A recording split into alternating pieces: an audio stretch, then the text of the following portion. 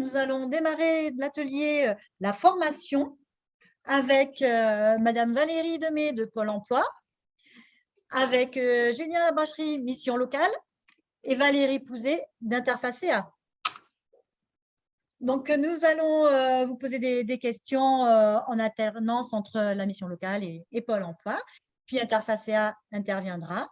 Mais tout d'abord, je vais vous laisser la parole pour vous présenter brièvement nom, prénom, fonction et depuis combien de temps vous effectuez cette mission. Voilà. Donc, Valérie de Pôle emploi, vous pouvez commencer. Oui, merci. Bonjour, je suis Valérie Demey. Je suis conseillère à Pôle emploi et avant à la NPE depuis plus de 20 ans. Je suis passée au service entreprise, c'est-à-dire que j'accompagne les entreprises dans leur recrutement depuis le mois de février de cette année. À vous, Julien, de la mission locale. Donc, Julien Labracherie, la mission locale de Saintes. Je suis conseiller entreprise. Je m'occupe de la relation avec l'entreprise depuis 11 ans à la mission locale. Et en parallèle, je coordonne l'ERIP, l'espace régional d'information de proximité, qui est une antenne de la région, dont l'objectif est de recevoir tout le monde, quel que soit l'âge ou le statut, depuis les scolaires jusqu'aux adultes, qu'ils soient demandeurs d'emploi ou salariés ou fonctionnaires, jusqu'à la retraite, tout le monde. Tant qu'il y a une question sur les métiers et la formation, on peut s'adresser à l'ERIP pour ça. Et par ailleurs, il y a un ERIP par territoire. Il y en a un aussi à Rochefort, à Conzac, à La Rochelle et à Royan. C'est tous mes collègues. Très bien. À vous, Valérie Pouzet d'Interfacea. Bonjour à tous, donc Valérie d'Interfacea. Je suis chargée en accompagnement professionnel donc pour l'association Atouts de compétences et depuis 2018, donc le service Interfacea qui a 4 axes prioritaires, donc l'intermédiation emploi, dans un premier temps, la professionnalisation du secteur, puis la promotion des métiers de l'aide à domicile et enfin donc le développement de nouvelles synergies. Très bien. Donc, Pôle emploi, Valérie, comment peut-on faire pour découvrir donc, le métier ou les métiers de l'aide à domicile? Alors, d'abord, moi, je conseillerais d'aller voir les vidéos qui sont sur le site, qui sont très bien faites et qui expliquent bien les métiers et les conditions d'exercice. Vous en avez aussi sur les RIP, des vidéos. Vous avez évidemment les fiches métiers sur pôle emploi.fr. Donc, dans Pôle emploi, vous avez un moteur de recherche, vous tapez fiche métier et ça va vous donner les différents métiers avec tout ce qu'on attend, par exemple, du auxiliaire de vie. Alors attention, chaque entreprise après a ses spécificités, donc vous n'avez pas tout. Vous avez les formations, vous avez les savoir-être qu'on attend d'une personne pour faire ces métiers-là. Et ensuite, moi je dirais le plus important, c'est d'aller voir les professionnels en direct. Donc vous avez 2 techniques. La première, faire des enquêtes métiers, donc aller voir les auxiliaires de vie et leur demander ce qu'elles font dans le métier, comment elles sont arrivées là. Voilà, tout ça, vous pouvez vous poser des questions auprès des professionnels et surtout, moi je dirais, allez tester vous-même le métier via des immersions, donc aussi bien la mission locale que nous, on peut mettre ça en place rapidement pour aller tester le métier, savoir si vous avez commencé pour ça. Très bien, très intéressant. Et pour la mission locale, comment on peut faire du côté des jeunes pour découvrir le métier? Alors, par les mêmes biais, il y a des sites, effectivement, donc les sites de Pôle emploi dont vient de parler Valérie, la chaîne YouTube de l'ERIP, s'appelle Saintes comme la ville, ERIP, RIP, où il y a des témoignages de professionnels et d'entreprises et tout ça. Donc, on peut dire tout moi si vous allez sur le site sur lequel vous êtes actuellement, là, sur le site de l'administration. Pour les plus jeunes, pour les scolaires, il y a le site de l'ONICEF aussi, qui est assez bien fait, avec des fiches métiers assez détaillées, aussi des vidéos explicatives, des témoignages de personnes qui font ça. Vous pouvez aller vous renseigner là-dessus, sur Internet, l'information est assez vaste. Et voilà, les enquêtes métiers, les immersions, comme disait Valérie, à la mission locale, c'est pareil, on peut aussi faire des immersions. Je rappelle par ailleurs que les scolaires aussi peuvent demander à leur établissement, s'ils veulent essayer de tester un métier, ils peuvent demander à faire une immersion. Et les salariés aussi ont le droit de faire une immersion, il faut qu'ils passent par le conseil en évolution professionnelle, CEP, qui peuvent leur délivrer des conventions avec l'accord de leur employeur ou sur leurs vacances pour pouvoir tester de nouveaux métiers. Donc tout ça, en tout cas, si vous avez une question, je pense que la meilleure façon de s'y prendre, il y a énormément de moyens, c'est d'aller voir le conseiller ou la personne ou la conseillère qui peut vous accompagner. Alors si vous êtes scolaire, il y a le CIO ou votre professeur principal. Quand vous êtes demandeur d'emploi, il y a Pôle emploi. Pour les jeunes, il y a la mission locale. Pour les travailleurs handicapés, il y a Cap emploi. Pour les salariés, il y a le CEP. Quand vous êtes perdu parce qu'on est trop nombreux et que vous ne savez pas à quelle porte taper, vous venez voir les ERIP. Donc sur Saintes, ce sera moi du coup de la mission locale, mais aussi tous mes collègues. En général, c'est porté par les missions locales ou à Saint-Jean par la chambre de commerce. D'accord. Donc, je vois qu'on avait une question là-dessus, mais on le répétera, il n'y a pas de souci, parce que comme ça, l'information est mieux retenue. Quels sont les parcours de formation possibles à Pôle emploi, par exemple? Alors, il y a plusieurs possibilités. Évidemment, dans un premier temps, il y a tout ce qu'on appelle les formations initiales, donc c'est pour les scolaires. Et puis, nous, on travaille principalement sur les formations pour adultes. Donc, on a principalement sur notre département le titre professionnel ADDF, on a la mention complémentaire d'aide à domicile, on a le diplôme d'état d'AES. Et tout ça, c'était sur tout le département. Alors, pas dans chacune des villes, mais par exemple, vous pouvez avoir des sessions sur La Rochelle, sur Rochefort, sur Royan, Saint-Jean-d'Angers, Sainte. Donc, tout ça, évidemment, il faut vous rapprocher de votre conseiller pour l'emploi ou du PMI. Et puis là, on vous expliquera. Et puis, vous avez aussi la forme, on va dire, un peu plus traditionnelle de l'apprentissage du contrat de professionnalisation. Apprentissage, on va sur le public moins de 30 ans et contrat pro pour tout le monde. Et de plus en plus, comme les entreprises ont du mal à recruter des personnes sortant des formations adultes ou initiales, ils vont former eux-mêmes leurs salariés. L'avantage, c'est qu'effectivement, vous êtes salarié de l'entreprise, vous avez un salaire, et à côté de ça, vous avez une petite partie de votre temps de salarié qui est en centre de formation pour ensuite, derrière, passer votre diplôme. Et pour les jeunes, quels sont les parcours possibles? Là, pour les jeunes, encore une fois, tout dépend de ce qu'on appelle jeunes et comment, sur quel statut ils ont. Si c'est des scolaires, la plupart du temps, ça va être un CAP qu'on dit ATMFC, agent technique en milieu familial et collectif, peut-être, ou le bac pro SST, soins de personnes. Donc, la différence, c'est que ce n'est pas le niveau, évidemment, l'un des deux contient du soin, l'autre ne contient pas. On ne va pas rentrer dans les détails, mais c'est les deux formations les plus répandues quand on va aller vers cette personne, que ce soit en structure ou à domicile. Après, quand on est sorti du système scolaire et qu'on a envie d'aller vers cette là, il y a d'autres formations qui existent. Celle dont on a parlé Valérie, donc le diplôme d'AES, la mention complémentaire d'aide à domicile, le diplôme pro ADVF, qui peuvent être financés soit par Pôle emploi, soit par la région. C'est la région d'abord qui décide ce dont elle a besoin comme aide sur le territoire. Donc, on regarde d'abord les formations qui sont financées par la région. Si la formation que vous voulez n'est pas financée par la région, on peut demander à Pôle emploi. Et quand on est salarié, il y a aussi la possibilité d'utiliser son CPF, le compte personnel de formation, pour se former. Donc ça, c'est en termes de financement. Et pareil, pour trouver la formation sur mon compte CPF, que ce soit le site ou sur l'appli, vous rencontrez le métier que vous voulez, vous avez les formations qui existent sur votre territoire ou à distance, avec des informations dessus, notamment ces aides que D'accord. Et est-ce qu'on peut aussi voir du côté de la reconversion professionnelle comment ça se passe? Toujours pareil, donc à Pôle emploi et puis ensuite chez les jeunes. Oui, bien sûr. Donc, nous, c'est un peu notre cœur de métier, la reconversion.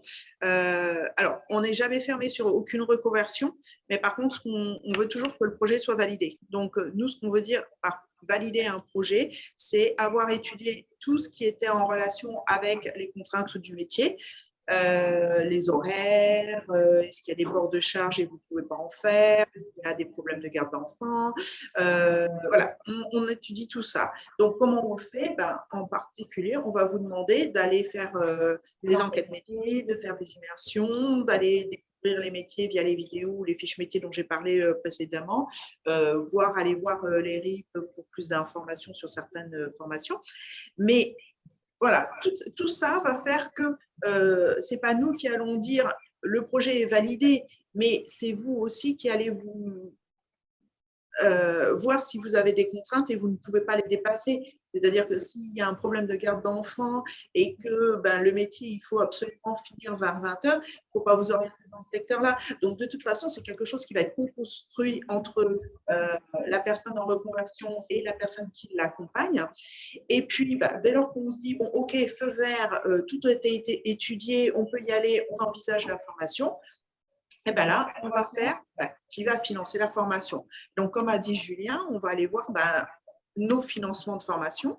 On est quand même obligé de regarder dans un premier temps le CPF. Est-ce que le CPF couvre ou pas le financement? Si ce n'est pas le cas, on va aller chercher le conseil régional. Si le conseil régional ne le finance pas, on va aller voir si Pôle emploi peut financer. Et voilà, donc on va voir après les différentes possibilités de financement. Et donc en général, quand vous avez un financement de formation par le CPF, par Pôle emploi, par le conseil régional, ça implique que derrière, vous avez une rémunération. Que vous ayez ou pas une rémunération Pôle emploi d'ailleurs. Donc ça fait partie des choses qu'on va étudier. Et puis après, il n'y a plus qu'à. D'accord. Alors, bon, chez les jeunes, on n'avait pas forcément posé la question directement, mais est-ce qu'éventuellement, il y a des possibilités de reconversion? Ah oui, les jeunes peuvent se reconvertir aussi. Souvent, les jeunes n'ont pas forcément la formation qui va leur convenir tout de suite. Ils ne savent pas forcément au moment où ils rentrent sur la formation si ça va leur plaire ou non. Et parfois, à la mission locale, on voit des jeunes qui sont rentrés sur une formation qui finalement leur a pas plu. Ils ont eu un diplôme, mais ce n'est pas là où ils veulent travailler. Donc, ils peuvent se reconvertir. Donc, après, le process est similaire à celui de l'emploi. Il y a quelqu'un qui peut les accompagner. Par ailleurs, en amont de sortir du système scolaire et de poser la question, il y a le CIO, mais ils peuvent aussi venir sur les RIP, via le bureau de formation jeunesse qui est sur place. On pourra les informer sur les différents parcours qu'il y a et sur la possibilité de se former sur ces métiers-là pendant la scolarité. Et à chaque fois, je vous interpellez en tant qu'ERIP pour les jeunes, parce qu'on est à la mission locale, mais comme j'ai dit tout à l'heure, de dire tout le monde. Tout le monde, c'est tout le monde est même, oui, tout le monde est même. Il y a la seule condition, c'est d'être vivant, d'être humain, vivant, de se voir tout le monde. Donc, n'hésitez pas, ou alors un nourrisson, ça ne s'intéresse pas forcément au métier, mais autrement, j'invite tout le monde. Donc, s'il y a une question sur le métier, vous pouvez venir sur les ERIP, et donc sur Sainte, vous pouvez venir me rencontrer, et on essaiera de trouver des solutions, même pour les salariés, même pour les fonctionnaires, tout le monde. Il y a toujours des possibilités, il y a des systèmes de financement qui existent. C'est très compliqué en une demi-heure de vous donner tout ce qui est dans le détail et comment procéder, mais si la commission doit retenir, c'est pas un frein. Surtout sur ces métiers-là, sur les métiers de la médecine, il y a énormément de demandes en termes d'entreprise. Et pour de façon générale, quand il y a tellement d'entreprises qui souhaitent recruter, vous trouverez toujours un financeur public qui va financer. Oui, et puis de toute façon, si j'ai bien compris, même on peut être jeune et puis aller à Pôle emploi et se faire réorienter vers les ERIP ou vers les missions locales. Les questions n'ont pas pour but effectivement de cloisonner, tout à fait. Vous avez bien raison de le repréciser. Ensuite, donc on l'a abordé à travers le sujet, mais on peut le répéter. Donc, où est-ce qu'on peut trouver toutes ces informations? On va, pareil, toujours poser la question à Madame Demey, et puis ensuite, on reviendra vers Monsieur Labracherie. Alors, moi, je ne vais pas prêcher par ma paroisse, évidemment. Donc, dans un premier temps, je vous conseillerais d'aller voir Pôle-emploi.fr, principal, avec, comme je l'ai dit précédemment, les fiches métiers, mais aussi, regardez aussi les offres d'emploi, parce que c'est un marché qui est accessible directement. Donc, ça vous permettra de voir quel type de contrats sont proposés, du temps plein, du temps partiel, du CDI, du CDD, quels diplômes sont demandés, quelles sont les conditions d'exercice, est-ce qu'il y a des spécificités. Donc ça, c'est intéressant déjà dans un premier temps. Après, vous avez le deuxième site de Pôle emploi qui est nettement moins connu, qui s'appelle l'Emploi Store. Vous allez sur Google, vous tapez Emploi Store, vous l'avez direct. Et à l'intérieur, dans l'Emploi Store, vous avez toute une série de sites Internet très intéressants et très sérieux surtout. Le problème d'Internet, c'est qu'on trouve tout. Vous avez, dans un premier temps, la bonne formation qui vous permet de trouver des formations dans un secteur géographique donné. Ensuite, vous avez la bonne alternance qui est sur la même idée, mais pour trouver des entreprises qui ont déposé à un certain moment des offres d'emploi en alternance. Et bon, comme ça dépend des offres d'emploi qui ont été déposées sur Pôle emploi, vous n'avez pas forcément toutes les structures. Mais après, moi, je vous conseillerais d'aller sur la bonne boîte qui, là, répertorie beaucoup plus d'entreprises. Et là, quand vous cliquez dessus, vous avez le nom de l'entreprise, vous avez souvent le nom du recruteur, vous savez s'il préfère que vous déposiez un CV, que vous envoyez un mail. Donc, ça vous donne plein d'informations. Et ensuite, vous avez le site qu'on appelle IMT, Information sur le marché du travail. Donc là, vous tapez le métier qui vous intéresse sur un secteur géographique. Ça va vous donner les compétences recherchées, les salaires, les types de contrats les plus proposés. Donc, c'est vraiment une fiche synthétique sur le métier avec surtout les chiffres potentiels derrière sur les recrutements, sur les nombres de demandeurs d'emploi qui recherchent les entreprises. Et puis, vous avez un petit lien après derrière pour vous envoyer sur des métiers qui sont annexes, qui vous permettent d'évoluer très rapidement. Et il y a un autre site que je voudrais citer, c'est le site du CIDJ. C'est le Centre d'information des jeunes, qui reprend un petit peu l'ONICEP et qui est un petit peu plus détaillé de l'activité professionnelle, des différents métiers, des différents diplômes, et donc avec les sites des formations derrière. Donc, celui-là, il est bien fait aussi. Très bien, ça permet de faire la liaison avec donc, notre interlocuteur jeune, mais pas que. Ah oui, Julien. Alors oui, les sites, c'est effectivement le Pôle emploi, il y a pas mal de sites qui sont intéressants. Le site du CIDJ aussi est intéressant. Quand on est scolaire, souvent, on peut aller aussi sur l'ONICEP, dont on a parlé tout à l'heure, qui a des fiches métiers assez détaillées, avec des vidéos, des témoignages, et puis le lien vers des établissements qui forment en formation initiale pour les scolaires. Mais malgré tout, l'information est intéressante à trouver même pour tout le monde. De façon plus large, quand on sort de ce système scolaire, il y a C'est ma formation, un site de la région Nouvelle-Aquitaine, c'est juste le C et ma formation, sur lequel on peut taper un métier. On trouve toutes les formations qui sont faites sur le territoire, qu'elles soient pour les scolaires, pour les adultes, pour tout le monde. Et on peut commencer à chercher un petit peu ce qu'il y a dedans. Donc ça, ça peut être intéressant aussi. Une autre façon, une autre plateforme qui peut être intéressante, c'est la plateforme ERIP dont je parlais. Donc, sur YouTube, vous tapez simple ERIP, R-I-P, et vous avez accès à des témoignages de professionnels qui parlent de leur métier. Vous aurez dessus bientôt les témoignages que vous pouvez voir sur le site, spécialement de l'aide domicile, qui sont très bien faites. Et dans la description, il y a des liens vers justement le site de l'ONICEP, vers les formations qui existent, vers tout ce qui peut être intéressant pour que vous complétiez vos informations sur le métier avant de vous lancer. Valérie parlait tout à l'heure de valider son projet. C'est une façon de commencer à prendre de l'information ou enquêter avec le numérique pour essayer d'avancer un petit peu. Donc voilà, l'ONICEP, c'est ma formation. Sainte-Érive, la chaîne YouTube sur YouTube. Donc. Et je vous incite malgré tout, comme l'information est très large et qu'il y en a beaucoup, et c'est très très compliqué de s'y retrouver, à vous rapprocher d'un conseiller, de quelqu'un qui vous accompagne, que ce soit au CIO, que ce soit à la mission locale Pôle emploi, qui appelle pour des cas d'emploi, ou quand vous ne savez pas moi, mais vous rapprocher de quelqu'un pour vous aider à vous amener l'outil le plus approprié par rapport à votre projet, par rapport à votre question, et les professionnels qui sont là pour ça, qui savent vous trouver l'info, et qui peuvent vous aider. Vous venez nous solliciter, on est là. Très bien. Donc, nous vous remercions. C'est vrai que là, nous n'avons pas trop entendu Interfacea. Donc, nous allons leur laisser une petite place et les questionner maintenant. Parmi ces acteurs de l'emploi, de la formation, quel rôle jouez-vous, Interfacea? Donc, nous avons un rôle de fédérateur. Et donc, notamment, comme vous avez pu voir avec l'intervention de Julien et de Valérie, il y a beaucoup d'outils, d'informations.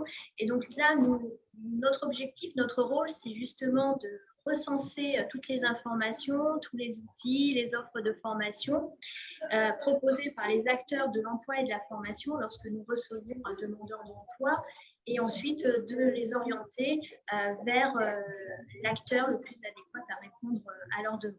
Donc ça, c'est vraiment notre rôle principal, être fédérateur, également être soutien à l'emploi. Et nous proposons et initions des formations courtes en direction des demandeurs d'emploi, mais également des salariés, donc notamment revue de l'intervenant à domicile, connaître et comprendre le processus du vieillissement, l'utilisation du matériel technique. Nous avons aussi des formations SST que nous proposons, l'aide à la toilette, l'aide à l'habillage. Donc, vraiment un panel de formations donc, axé sur les métiers de l'aide à domicile que nous pouvons proposer. Voilà, c'est notre rôle. Si je peux ajouter quelque chose, peut-être. Bien sûr. Tout ce qu'on vient de dire avec ma collègue de Pôle emploi, c'est que nous, on est généraliste. On connaît tous les métiers, on a une petite idée de tous les métiers et des formations qui existent et des processus de recrutement. Mais la plus-value d'Interfacea, en tout cas sur notre fonctionnement avec la mission locale de Saintes, en tout cas, c'est vraiment des experts et des spécialistes de l'aide à domicile et du secteur de l'aide à domicile. En général, quand un jeune s'approche de nous avec cet objectif-là, on va l'orienter vers Interfacea pour qu'il puisse détricoter un petit peu toutes les représentations qui se font, essayer d'évaluer un petit peu son projet, voir ce qu'il y a de possible en formation, et puis l'orienter vers des structures, quoi. Donc la plus-value, elle est vraiment la spécialité. Nous, on n'a pas nécessairement. On a vraiment une approche beaucoup plus générale. C'est vraiment un soutien important. Merci. On voit le soutien du partenariat. Est-ce que Interfacea, vous avez quelque chose à rajouter sur la plus-value qui est apportée? Julien de la mission locale vraiment fait promotion, si je puis dire. Il l'a très bien fait, merci à lui. Donc, oui, voilà, notre plus-value, j'aurais juste à rajouter que voilà, donc nous sommes vraiment l'interface, un ressource pour tous. Et c'est vrai que parfois nous avons aussi donc des diagnostics à effectuer lorsqu'un candidat ne sait pas trop où il va, donc nous l'informons. Nous essayons de voir avec lui s'il y a une possibilité de PMSMP, donc période de mise en situation au milieu professionnel, donc c'est ni plus ni moins un stage. Et ensuite, donc, nous travaillons en étroite collaboration avec son conseiller, emploi ou mission locale, pour lui apporter le meilleur parcours professionnel adapté vraiment à lui. Notre plus-value aussi, c'est vraiment de valoriser les ressources existantes, que ce soit au niveau de la formation, au niveau des partenaires institutionnels. C'est vraiment, notre plus-value est aussi de développer de nouvelles synergies en mettant en lien tous les acteurs et vraiment favoriser ce lien. Pour ensuite, par la suite, mettre en place des actions comme aujourd'hui. Très bien. Merci beaucoup.